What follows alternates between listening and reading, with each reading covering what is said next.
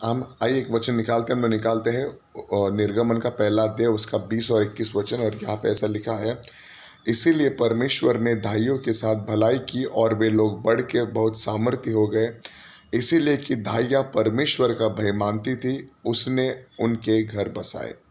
तो यहाँ पर हम परमेश्वर के वचन में देखते हैं कि प्रभु धाइयों के बारे में बात करता है।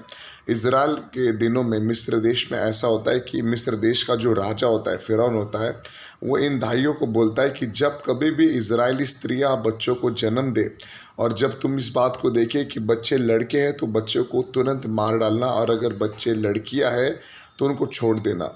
अब ये धाइयाँ जब उस राजा से, मिस्र देश के राजा से इस आज्ञा को पाती है, तो ये दाहिया जो होती है इनके अंदर परमेश्वर का भय होता है। ये परमेश्वर के भय को मानने वाली स्त्रियां होती है, और क्योंकि वे परमेश्वर का भय मानती थी इसलिए उन्होंने राजा की बात को नहीं माना और उन्होंने इजराइल के सब बच्चों को छोड़ दिया, उन्होंने नहीं मारा।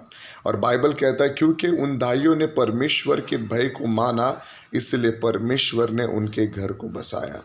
तो यहाँ पे हम देखते हैं कि परमेश्वर जो है इस बात से बहुत खुश होता है जब हम परमेश्वर के भय को मानना शुरू करते हैं।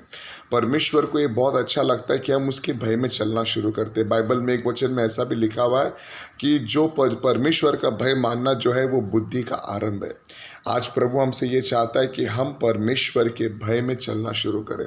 हमारे जीवन में कई बार बहुत सारे गलत काम करने के मौके हमको मिल जाते हैं, लेकिन अगर हम परमेश्वर के भय को माने, हम परमेश्वर का आदर करें, प्रभु के भय में अगर हम चले तो हम बहुत सारी बुराइयों से बच सकते हैं। आज हम इस बात को ठाने कि अगर हमारे सामने आज कोई भी बुराई आए हम उसको ना करें, क्योंकि हम परमेश्वर का भय मानते हैं, हम परमेश्वर का आदर करते हैं।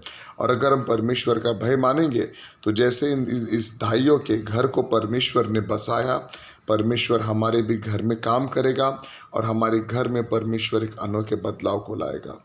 Praise the Lord. प्रभु आपको आशीष करे।